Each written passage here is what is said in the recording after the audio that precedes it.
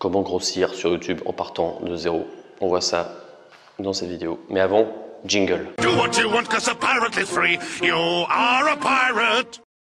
Alors une fois de plus dans cette vidéo, je vais te donner des stratégies YouTube. Si tu ne me connais pas, j'aide les gens à se développer sur les réseaux sociaux et essentiellement sur YouTube. Donc n'hésite pas à t'abonner si ça t'intéresse. Dans cette vidéo, je vais donc me mettre à la place de quelqu'un qui commence sa chaîne YouTube. Donc je vais essayer de me remettre à 1 an ou 8 mois plutôt en arrière pour vraiment essayer de me dire comment je pourrais faire pour faire grossir mon audience, pour faire grossir ma chaîne YouTube. Et donc je vais te proposer 12 axes de croissance pour commencer sur YouTube en imaginant que tu pars de zéro. Premier axe de croissance, tu vas faire la liste de tous tes concurrents et notamment de tes plus gros concurrents. De toute façon, en principe, tu pars de zéro, donc tu n'as que des plus gros concurrents. Tu vas aller sur leur page de vidéo, tu vas les trier par ordre du plus populaire et tu vas reprendre les thématiques, les sujets des vidéos les plus populaires. Le meilleur moyen de commencer, c'est de reprendre ce qui marche et c'est possible de le faire à ta sauce. Deuxième axe de croissance, on parlait de sauce. Ce qui est important, c'est de se créer un univers à soi. Ici, on parle de branding, d'identité. Il y a énormément de gens qui reproduisent du contenu mais qui n'ajoutent pas leur grain de sel, qui rajoutent aucun aspect de leur branding.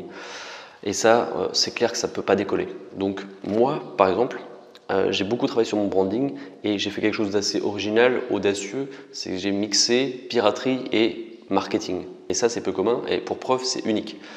Tu verras pas 2 chaînes comme ça. Et je joue beaucoup là-dessus, rien que sur mon intro. Donc c'est important de se créer un branding, de se créer une identité, que les gens se souviennent de toi, pour qu'ils reviennent. Le troisième axe, c'est la régularité. C'est important de faire au moins 2 voire 3 vidéos par semaine. Je ne conseille pas forcément d'en faire 1 par jour, ça fait beaucoup, puis ça te met une grosse pression quand même et il faut trouver des idées en permanence. Donc il faut pouvoir tenir le rythme. Mais au moins 2 voire 3 vidéos par semaine, c'est pour moi idéal. C'est ce que je fais, moi j'en fais environ 3 par semaine, tu vois. Et le fait d'être régulier, ça donne un bon signe d'activité à YouTube et ça te boostera. Quatrième axe de croissance. Alors un petit tip tout bête, c'est de personnaliser la présentation de ta chaîne. Pour ça, tu vas dans les paramètres et tu fais personnaliser la présentation de la chaîne. C'est tout bête, hein, mais c'est comme un magasin. Mieux c'est rangé, mieux c'est foutu et plus les gens auront envie de venir, plus ça sera facile pour les gens. Donc il faut que tu penses expérience utilisateur, ok? Trace un chemin clair et facile d'accès. 5. Créer des playlists. Playlists, c'est comme les chapitres de ta chaîne. Donc ça permet de structurer ta chaîne. Donc tu pars d'une thématique principale, par exemple l'immobilier, et tu vas créer des playlists, des sous-thématiques qui en découlent. Je ne sais pas moi, immobilier en colocation, fiscalité de l'immobilier, etc. 6e axe de croissance. Les miniatures, faire des miniatures tape à l'œil. Il faut se dire que le viewer sur YouTube, le visiteur, il est noyé dans un océan de vidéos, de miniatures, de titres, il y en a partout. Donc il faut vraiment être tape à l'œil, ce qu'on appelle putaclic ou clickbait. Et c'est aussi important sur les miniatures de faire représenter ton branding, c'est-à-dire ton identité. Que les gens, encore une fois, se souviennent de toi. Voilà, faut pas sous-estimer le pouvoir des miniatures parce que c'est ce que l'œil voit en premier. Numéro 7, on va parler de mots-clés. Alors, ce qui est important, ce qui est pertinent plutôt, c'est d'utiliser les mots-clés suivant la longue traîne. C'est-à-dire que, par exemple, si tu procèdes à la short traîne, c'est comme requête, comme mot-clé, guitare. Guitare, tu vois, tu l'as sûrement 1 milliard de fois sur YouTube. Donc, c'est bien de se positionner sur une expression de longue traîne, c'est-à-dire guitare électrique, bleu et mauve. Voilà, ça c'est une expression de longue traîne.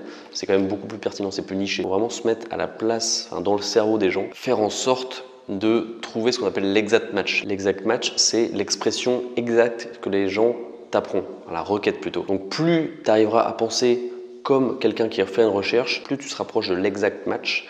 Et l'exact match, c'est ce que YouTube booste le plus en termes de mots-clés. C'est ce qu'il considère comme le plus pertinent. Ensuite, il va falloir que tu penses à tenir en haleine tes viewers. Et ça se fait notamment via le watch time. Le watch time, c'est la durée de visionnage d'une vidéo. Donc tu as le watch time moyen, c'est la durée de visionnage moyenne. Donc c'est un indicateur pour YouTube. Un indicateur pour savoir si tes vidéos sont de qualité ou pas. Si tu as un watch time de 10%, ça veut dire que ta vidéo n'est pas d'assez bonne qualité parce qu'elle ne tient pas assez en haleine les gens. Donc le premier truc pour augmenter le watch time, c'est le contenu. Il faut que ton contenu soit pertinent, soit de qualité. Et ensuite, tu as tout un tas d'aspects graphiques, design que tu peux mettre en place. Je sais pas, des animations, mettre des images, faire des zooms, il faut que ce soit dynamique. Et donc ton but, c'est de te rapprocher d'un watch time de 100%. Ensuite, il va falloir que tu crées du maillage interne. Donc ça se matérialise par ce dont on parlait avant, les playlists, mais aussi les fiches et les écrans de fin. Et donc j'insiste là-dessus, il faut que chaque vidéo ait un écran de fin, au moins une fiche minimum et soit dans au moins une playlist. Ça, c'est un check qu'il faut que tu fasses pour chaque vidéo. Après le maillage interne, tu vas créer du maillage externe, c'est-à-dire en dehors de ta chaîne YouTube. Alors, ça passe notamment via les réseaux sociaux. Donc, il faut que tu publies tes vidéos sur ta page Facebook, éventuellement sur ton profil Facebook. Pourquoi pas faire de la pub sur ton compte Instagram. Si tu as un blog, eh bien, c'est bien de faire un article en mettant la vidéo au début d'article. Ça donnera plus de poids à ta chaîne YouTube, à ta vidéo sur YouTube. Bon, alors l'inverse, ça marche pas. Hein. Si tu mets ton blog dans la description, ton blog n'aura pas plus de poids. Voilà, c'est important de le savoir. Donc pense à ton maillage externe, c'est aussi important que le maillage interne. Si tu as un blog, c'est bien de penser un article égale une vidéo. Alors c'est bien de faire un article d'au moins 500 mots si tu peux, pour que les gens te trouvent via Google.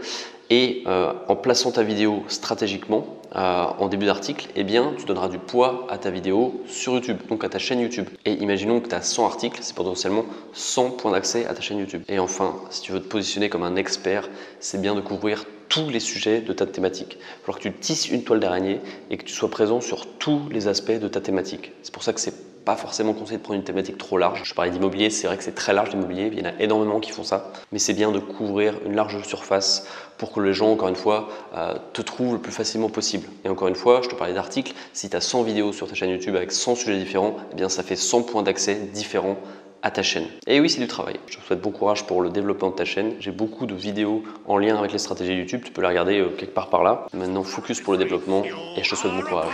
À très bientôt. Pirate is alright to do what you want, 'cause a pirate is free. You are a